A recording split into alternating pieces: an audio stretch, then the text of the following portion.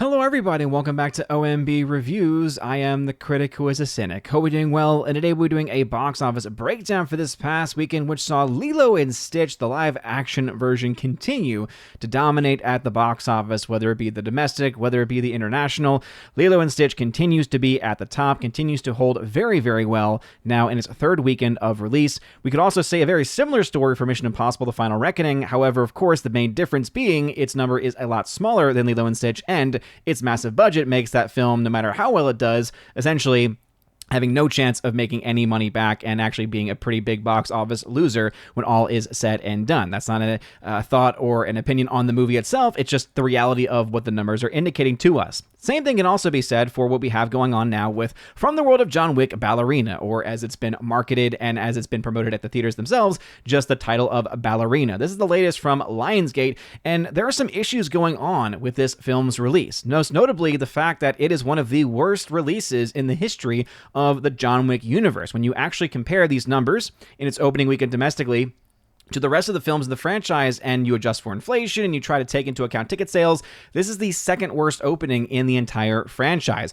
just barely beating out that of even the original movie, which when you adjust for inflation was around $18 million worth or so, and only beat it by about 20,000 ticket sales, which again, also, when you think about where that film was and how much it grew, especially between each movie, this is a huge step down for the entire franchise, and you can't really be all that surprised when it's a movie about a spin-off character where John Wick and Keanu Reeves are mentioned in the trailers, mentioned in the marketing for the movie, but ultimately it leaves the main character of this specific film kind of to get lost in the shuffle of all of those things. Ana de Armas does a pretty great job in that role, but it honestly messes up a lot of the timeline of the original John Wick movies just for the sake of having him be featured in the film in a way that probably was a bit too prominent. It's one thing if you have kind of a cameo appearance where he's there and he's just trying to give some, nod or something to this character.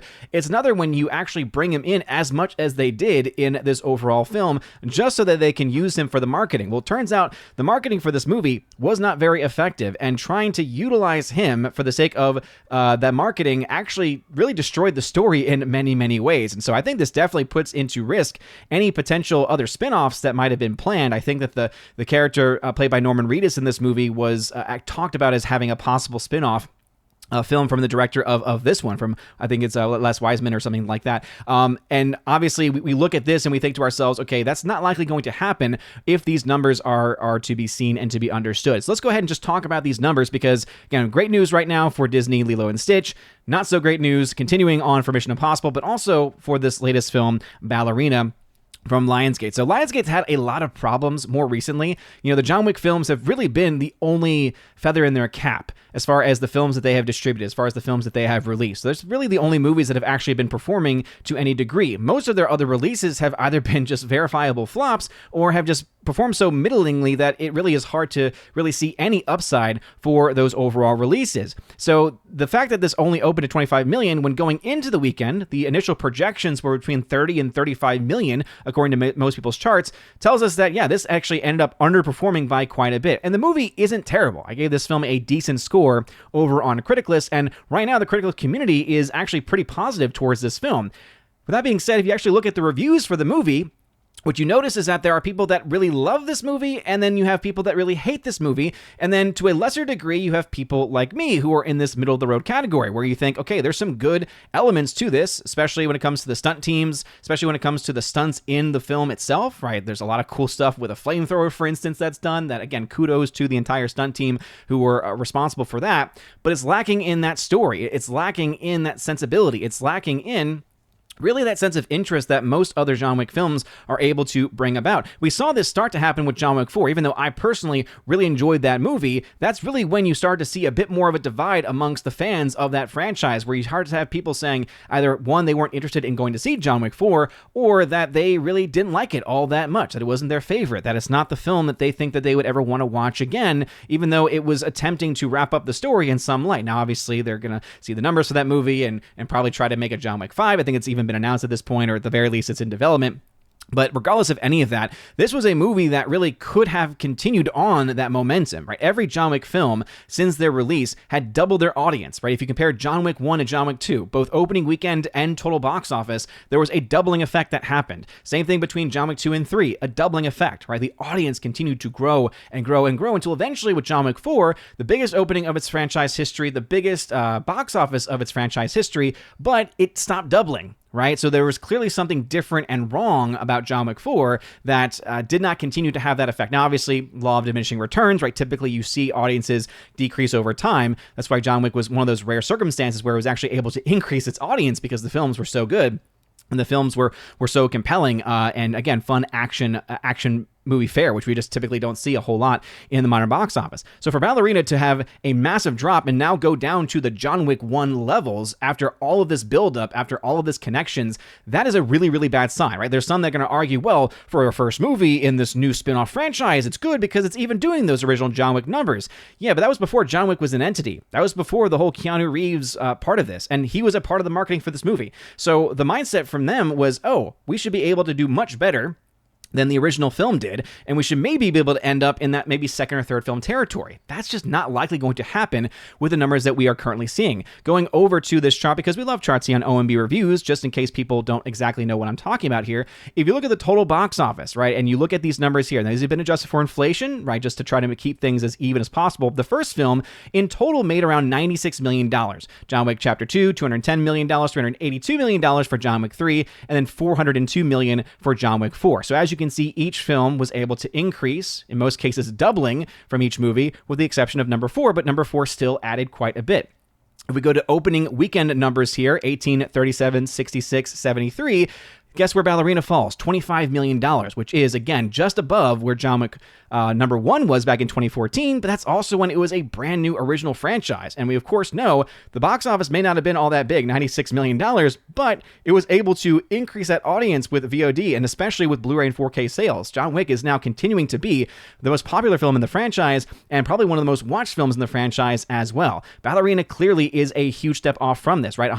If we look at the actual ticket sales, and comparing to where ticket sales are today versus where they have been in previous times, Ballerina is around 1.7 million tickets, but guess what? The first film was around 1.7 million tickets as well. And again, a big key difference and reason for this is, for one, 18 and 25 are not too far removed from each other, but also the ticket price in 2025 is close to $14 or more. You think about the premium format screens especially, whereas back in 2014, the average ticket price was only $8.17. Now, of course, I've adjusted these numbers too, but as you can see, huge differences going on between these two movies, and Ballerina is clearly, objectively, a big step down as far as the total box office coming in. Now, that does mean, I think, that when we see the end result of this movie, that it's going to be one of the worst performing films in John Wick's history. We might be able to see it match that of the first film, but I could totally see at this point a situation where it maybe doesn't even get to that number. Now, again, I do still think that there is a pretty good chance. If we go into the worldwide numbers here, we can see it's at $51 million,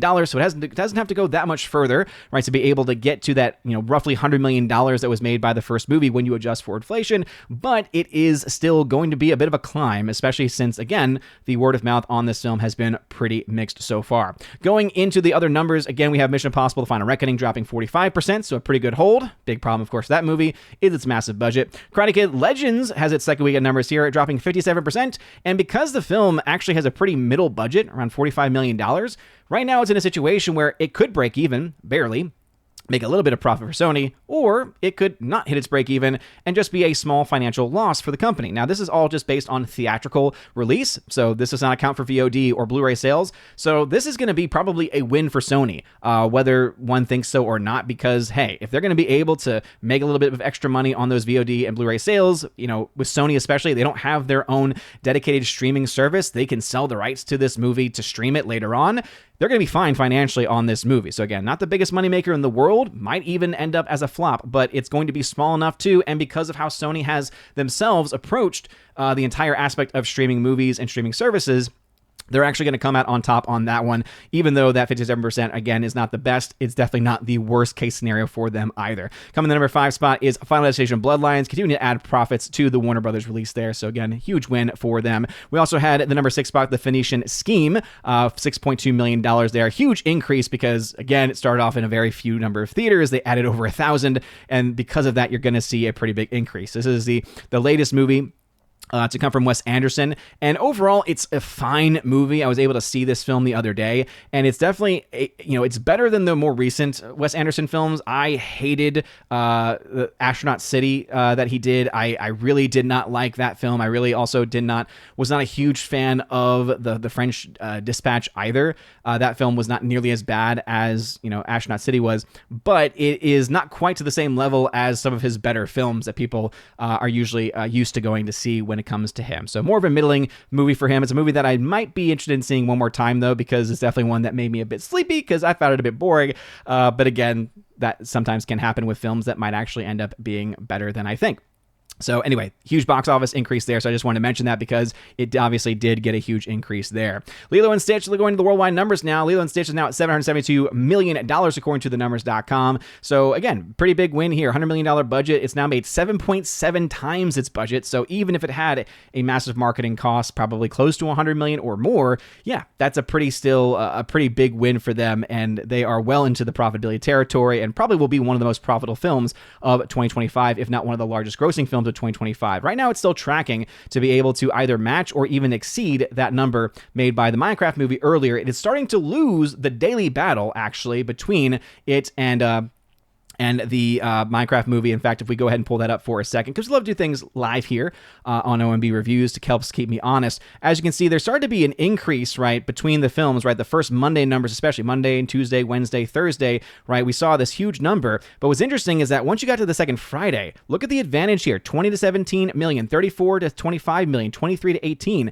So the advantage that it had, right? Lilo and Stitch had the domestic advantage, has now actually been lost. So as of right now, you can see the film Minecraft is at $343 million at the same point of release, whereas the Lilo and Stitch movie is at $335. So it's going to be interesting to see, what happens down the road, since the summer months obviously are going to be, better suited for a film like Lilo and Stitch because the kids are going to be able to come out to see it, whereas Minecraft did not have that same advantage. But yeah, it'll be interesting to see exactly where these films end up, because the big advantage going into last weekend and why Lilo and Stitch seemed to be well on its way to making $1 billion as of last weekend was because of the advantage it had up against Minecraft and because of where Minecraft ended. Because Minecraft is now trending better, those prospects now become a little bit less. Now, it's still holding well domestically, right? It's still holding well internationally too. So $1 billion is still, I think, on the table. But yeah, it's going to be interesting to see where this film ends up when all is said and done, because $951 million is still quite a ways away. I do think it'll probably get closer to $850 million by the end of next weekend, but we'll have to, of course, wait and see. From the world of John Wick, Ballerina at $51 million. Again, not a good number. 0.6 times its budget. That's the other massive factor for Ballerina. It cost $90 million to make the movie, so a $51 million opening weekend is not good. Remember that most films tend to make about a third of their entire box office in their opening global weekends, so that would put this film around $150 million. That's not going to be enough, right, to hit its break even. Most films need to make 3 times their budgets in today's world because of where they make their money. The fact that it has an edge internationally is also not a very good sign either. So yeah, this film is in a lot of financial trouble. Now, we'll have to wait for next weekend's numbers to know for sure. But as of right now, Ballerina is looking to be a pretty sizable flop for them. Again, not the biggest flop that we've seen this year. Definitely not going to be in the top 5 or even top 10 biggest flops of the year, most likely. But still, it's a huge loss for them in comparison to where the franchise had been previously. The Final Reckoning is also, of course, still in that massive flop territory, because though one say, hey, $450 million, that seems to be pretty good worldwide. Look at how much more money it's making internationally than it is making domestically. Makes a lot more back from the studios. The studios make a lot more back from that domestic number than they do from those internationals. So that's the reason why it's a huge trouble, not to mention a $400 million budget as well, right? 1.1 times your budget, not a good place to be. Remember, you need to make almost 3 times your budget to break even. Even if we were to be very generous and say, oh, it's between 2.5 and 3, it's nowhere close to doing that and likely will not hit that point either. Karate Kid Legends at $74 million, actually better than what one could have expected. I really am not all that hyped for this movie. Have not heard the best things about it, but it's holding well enough. It's at 1.6 times its budget, so break even is absolutely on the table for it, though it definitely is going to have to still perform pretty well down the line as well. Final Destination's already made its money back, $257 million. It's pretty impressive, to say the least. The fact that the film came back out in the middle of May, and it's only been out for a little less than a month, and it's already made that amount of money on such a small budget by comparison, right? Only $50 million budget. It's made 5.1 times that number. A huge win for the franchise, huge win also for the studio. And then the Phoenician Scheme, $18 million. No word on the budget as of the last time I had checked. So again, overall, probably will be okay because it's a Wes Anderson movie. His films tend not to be the most expensive in the world, but it's also probably not all that great either. And again, that's just kind of the nature of where most of his films end up these days. Going over to the main shot, because again, we love Chotzi on OMB Reviews, we can now make some projections. So firstly, for Bring Her Back, it was not brought up because it dropped quite a bit and did not make it into the top 5 discussion. But after 2 weeks, it has made about $15 million. And so we can project the film will make somewhere between 21 and 30 million by the end of its run. That's pretty bad though, because at a $20 million budget, your break even is looking to be around $60 million. And that means it's going to be a loss between 11 and 17. That's using a 2.5 multiplier. So that means probably closer to 20 to 25, if not maybe even $30 million worth of losses is a likely scenario. As of right now, it is looking to be around 20 million in losses. So again, 15 to 20 million actually sounds about right for it as far as potential losses are concerned. It's still early on this movie, and so we'll have to wait and see. It might be able to leg out and not do as bad. This is a film also that the losses will still be small enough to where you might be able to make something back on VOD and Blu-ray. Overall, again, I've heard some decent things about the film, but definitely not nearly as positive as their first film of Talk to Me had been received. Now, we do also have the second weekend numbers for Karate Kid Legends at $74 million. We can project that film will make somewhere between $105 and $148 million. And at a $45 million budget, its break even is around $135 million. And so that's the reason why we are projecting the film will either be a very small loss, so probably closer to 10 to 15 million in losses, or closer to 10 to 15 million in total gains. As of right now, it's around $32 million in the red, and that is the reason why we again can expect the film to likely lose a bit of money, possibly lose a little bit of money at the box office, but most likely we'll be able to make some money back on VOD and Blu-ray sales if we had to take a guess. Like right now, I would say financially they're in a pretty good situation in comparison to other films. For instance, Mission Impossible, as you can see, even at $450 million, it's still $400 million in the red because of its massive budget. So even if it does outperform the projections, even if it does make vastly more than what anyone could have expected, right now it's actually tracking well enough to where it might be able to reach and to exceed that of Dead Reckoning Part 1. That being said, because of the massive budget, it's just not going to ultimately be enough for the movie. It might be able to get some good news if they get some insurance money back, for instance, on that budget. We saw something very similar happen with Dead Reckoning Part 1, right, where they were able to get some money back because of the delays, because of the insurance they had bought. We don't have official word on that yet for Final Reckoning, and so as of right now, all we have to do is run with this. But even for that movie, it was still, that film ended around $100 million worth of losses for the studio. We could expect that even in a best case scenario, you're still talking about $200+ million worth of losses when everything is said and done. Again, still a lot of box office left to be had, and it's still doing pretty well internationally. Domestically, however, it is just not showing up. Lilo and Stitch continues to perform very, very well. $772 million, $156 million in net profits. It's a huge win for them. Final Destination Bloodlines, $46 million in net profits. It's very, very good for them also, especially as it continues to add to that. And the updates there for Ballerina, right? $51 million at the global box office means only about $100 million worth of losses. So I do find that pretty interesting, right? Because of that budget. Now, again, there is different estimates between $80 and $90 million, but even if you go with the $90 million being reported, oh goodness.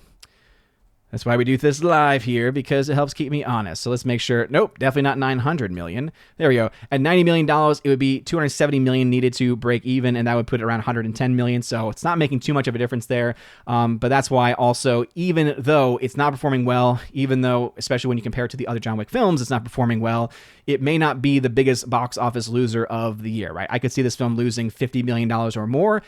Next weekend will tell us a lot. Does it hold well? Does it not hold well? And that really depends on what you have to say, right? Over on Critic List, it's a pretty mixed score, right? Only 29 people have voted. I think that's a big problem because even though it's a 73% rad score over there, if you actually dive into the reviews, I gave it a 55% decent score myself because the story really just is not good and is really destroyed by the presence of John Wick in many ways, oddly enough. you'll notice that there are a lot of different passions going on, right? Some people have it in that 5%. Again, that's like the one of the lowest I've seen. I would not put it that low. All right. I think that's a bit egregious there. But you've seen some rad, some low rad scores, some decent scores. But then you have some people putting it in like the 90s and 80s% range. I think that if you are giving it that much of a range, like 100%, I'm sorry. Like at that point, I have to call, crap on that, because again, it is your own opinion when it comes to subjective elements of movies. For me, though, when it comes to your score, it should be both subjective and objective elements that are going into it, right? That's why subjectively, I had a good time with the movie, but objectively, the film is objectively very, very flawed, especially when it comes to the story. But as you can see, right, there is a clear divide amongst people. Some people are really liking the film. Some people are kind of middling it. And then there's also a huge portion of people that are also really negative and really bad on the movie, too. So I do think that is the reason why the box office just really isn't showing up for it, and why I can't suspect that by next weekend the story will change all that much with it, where I think we'll be able to make a firm projection that the film will likely end up as a flop. But those are the numbers as they stand. What are y'all's thoughts? Have you seen Ballerina? Do you think it's any good? Where do you stand in that battle? Also, thoughts on Bring Her Back's box office, Karate Kid Legends. Do you think that film's going to make its money back? Right now, seems like it's doing pretty well. It's doing okay. Mission Impossible Final Reckoning, again, budget's going to make that film impossible. So if you're still trying to argue that the movie's going to make its money back, I'd like for you to explain financially how that's going to actually happen for the movie, at least in its theatrical run. And then also thoughts on where Lilo and Stitch is. Is $1 billion still on the table? Do you think it's slowing down too much? Again, it did start to slow down a bit against the Minecraft movie, but it is still holding well domestically and internationally to boot. So again, would love to hear your thoughts on those things as well in the comment section down below. If you like this video, oh man, I lost myself for there for a second. If you like this video, make sure you smash that like button. Make sure you smash the button over there as well. Thank you all very much for watching. Also, please make sure to have a wonderful and blessed feast of Pentecost. That's why we got the red lights here, because it is Pentecost Sunday. So a blessed Pentecost to everyone out there. I hope you have a wonderful rest of your weekend. A blessed Sunday, blessed Pentecost Sunday. And as always, God bless.